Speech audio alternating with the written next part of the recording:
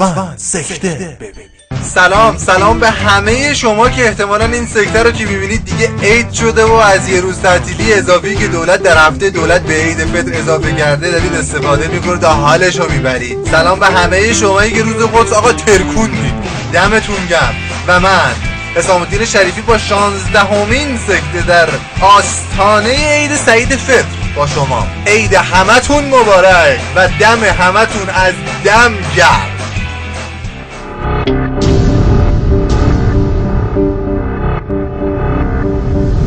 زنان مجلس موافق ازدواج موقت هستند. علی آبادی در راه 60 روزنامه گاردین مدعی شد سارا شورت با پادرمیانی آقای مشایی آزاد شده است. حمله شدید رژیم صهیونیستی به نوار غزه، معاون حقوقی رئیس جمهور مطرح کرد درخواست رسیدگی قضایی به سخنان حاج منصور. دادستان هم گفت اگر شخص مشایی یعنی خود ایشان شکایت کند رسیدگی میکنیم. افشاگری رسایی علیه باهنر اسفندیار رحیم مشایی هم البته عزادار شد. رضا بدیعی پدرخوانده تلویزیون آمریکا درگذشت. و اما یافتن آلبوم عکس خانم کاندلیز رایس که معرف اصول هست در خانه سرهنگ قذافی.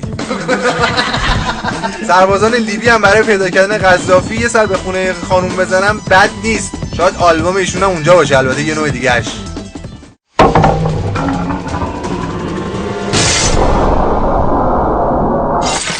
اما دنیای فوتبال، حاجی فتح‌الله زاده گفت قصه من از قصه اوژین یا حتی همین امیر حسین خودمون خیلی سوزناکتر. آقا سوزناک بیاد فیلمشو بساز. رقیب عشقیش یعنی آقای همیشه گریا گفت که باغ 800 میلیونی من کنار ویلای 5 میلیاردی آقای رئیسه. حالا آقای رئیس که آقای زرقامی منظورشون بوده. و اما عشق بازی این دو نفر در بستر صدا و سیمای آقای زرقامی. ببینید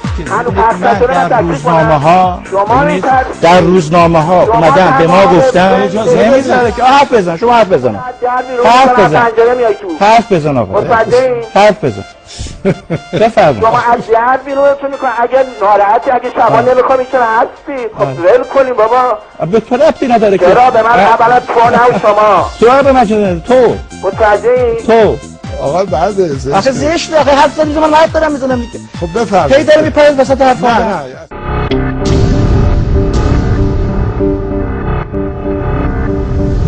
آقا شما تا حالا دیپلماسی هتلی دیده بودین؟ دیپلماسی هتلی حالا چیه؟ دیپلماسی هتلی علیه احمدی نژاد. بعد از 5-6 بار که احمدی نژاد رئیس جمهور ایران رفت نیویورک، هر بارم یه بلایی سرش آوردن، هتلدار آمریکا جمع شدن آقا دور هم یه تصمیم قوی گرفتن با هم که به احمدی نژاد توی آمریکا اتاق و هتل و اینا ندن. نمیدونم هتل ندید، اتاق ندید. ما هر چی گشتیم یه جواب خوب پیدا کنیم بهتر از این که خود آقای رئیس اینو گفتن واسهتون پیدا نکردیم. اینم جوابش.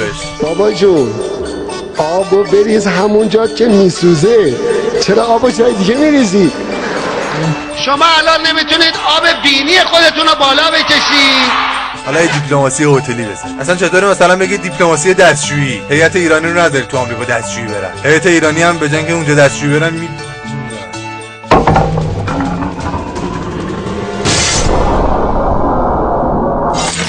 اما محمد هاشمی گفت فرزندان اکبر همه به کشاورزی مشغولند، اما مشغله های یک خانواده کشاورز. پسر برای ادامه تحصیل رفت انگلیس که اونجا اختصاص شد و دیگه از تحصیل باز موند. دختر خانواده دستن به دستش بست از رنگ سبز. هی یه ما هم از این دادگاه به اون دادگاه تمدید و تعلیق و نکنید و بکنید. خود آقا محمد هاشمی هم در مورد انتخابات بعدی فکر میکنه و نظر میده. اما محسن هاشمی ضمن رد شرکت در انتخابات گفت که افراطی ها فقط بلدن آقا پاچه بگیرن. حتما آقا فقط بلدن پاچه شما رو هم بگیرن دیگه. آخه آقا محسن جان وقتی کله پاچه دست 25000 تومنه مگه میشه از پاچه به این لذیذی گذشت؟ نه تو باشی میگذاری.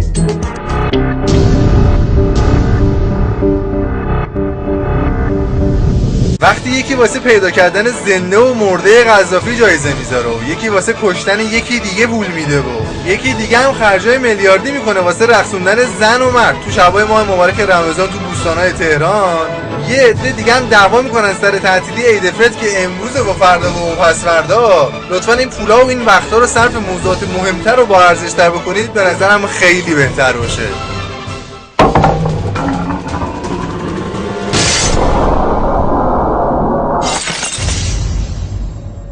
اما این اولین روز شمار سکته است. امروز 10955 روزه که از انفجار دفتر نخست وزیری میگذره و هنوزم که هنوز عاملین اون دارن راست میچرخن. امروز 4755 روزه که از ترور شهید سید اسدالله لاجوردی دادستان انقلاب که روی پرونده انفجار نخست وزیری کار میکرد میگذره و هنوز عاملین اون دارن راست میگردن. ضمناً اینکه اولین شماره روز شمار ما با شهید لاجوردی همراه شد اتفاقی نیست. یعنی زبانمان سرخ است و سرمان، شما بگید، بگو دیگه. بگو سبز دیگه.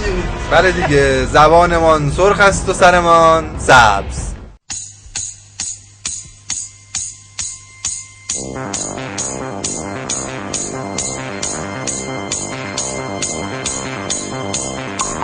و اما شخصیت سکته این هفته ما یکی از همون 40 نفر برگزیده روزنامه خاتونه، یعنی یکی از اون 40 نفر زن نقش آفرین ایران. راهنمایی میکنن، بله ایشون زبان انگلیسی خوبی دارن، اصلا معلم بودن خودشون. البته معلم زبان انگلیسی بودن ها، آموزش پرورش نه ایشون معلم زبان 2 نفر بیشتر نبودن. کلام واسه خودشون البته 2 نفر نیستن، یه جریانن ماشاءالله واسه خودشون. در ضمن ایشون افتخار عکس با کوروش که نه با منشورشو داشتن. ببینید تو اینترنت پیدا کنید ببینید دیگه. شخصیت سکته‌ای ما کسی نیست جز آزاده خانوم اردکانی، رئیس برکنار شده موزه ملی ایران و معلم زبان آقایان رحیم و حمید. حالا ایشون با مدرک میکروبیولوژی و این همه کار چه نقش آفرینی داشتن خودتون پیدا کنید پرتقال فروش رو دیگه. تو سکته شماره 17 پرتقال فروش، اردکانی، رحیم، حمید همه رو با هم بگید. به صفحه فیسبوک ما یک سری بزنید. بد نیست. یا علی.